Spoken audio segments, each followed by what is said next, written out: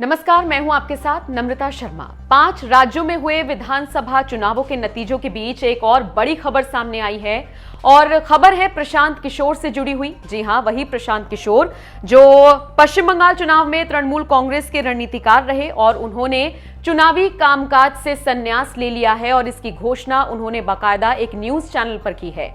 उन्होंने कहा है कि मेरे हिस्से का काम मैंने कर लिया है और अब मैं संन्यास लेने जा रहा हूं, यानी कि चुनावों के दौरान प्रशांत किशोर जो काम लंबे समय से करते आ रहे थे वो काम अब वो नहीं करेंगे। हालांकि आपको याद होगा पिछले साल, अगर मैं गलत नहीं हूं, 2020 में उनका एक ट्वीट आया था।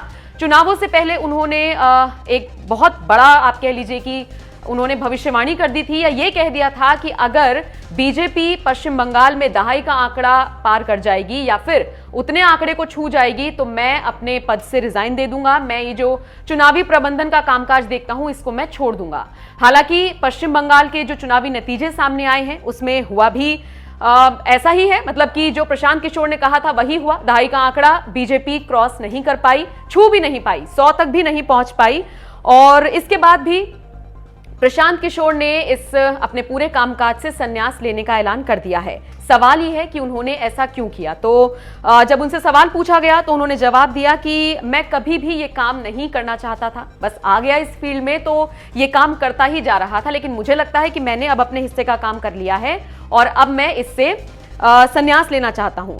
फिर उनसे पूछा गया कि अब आप आगे क्या करेंगे, तो उन्होंने कहा जाहिर सी बात है कुछ तो करूंगा ही, खाली नहीं बैठूंगा, लेकिन सोचना पड़ेगा कि मुझे क्या करना है, लेकिन निश्चित तौर पर कुछ मैं जरूर करूंगा। फिर उनसे पूछा गया कि क्या आप राजनीति करेंगे, तो इस पर पीके ने कहा कि राजनीति में जाना उनके लिए हमेशा से अनलकी रहा है। वो गए भी थे राजनीति में लेकिन सफल नहीं हुए, तो आने वाले वक्त पर निर्भर करेगा कि वो क्या करने वाले हैं। तो कुल मिलाकर ये सारी चीजें हैं जो प्रशांत किशोर से जुड़ी हुई सामने आई हैं और इसके साथ साथ आपको ये भी बता दें कि भले ही राजनीति से उन्होंने संन्यास ले लिया हो, लेकिन हाल ही में पंजाब के मुख्यमंत्री कैप्टन अमरिंदर सिंह के प्रधान सलाहकार के तौर पर वो नियुक्त किए गए हैं। भले ही वो इस पद पर रहते हुए 1 रुपए बतौर वेतन लेने का दावा कर रही हो, लेकिन इन सबसे इतर तमाम जो सरकारी सुविधाएं हैं वो उनको जरूर मिल रही हैं। आप बताइए प्रशांत किशोर के इस फैसले को आप किस तरह से देखते हैं।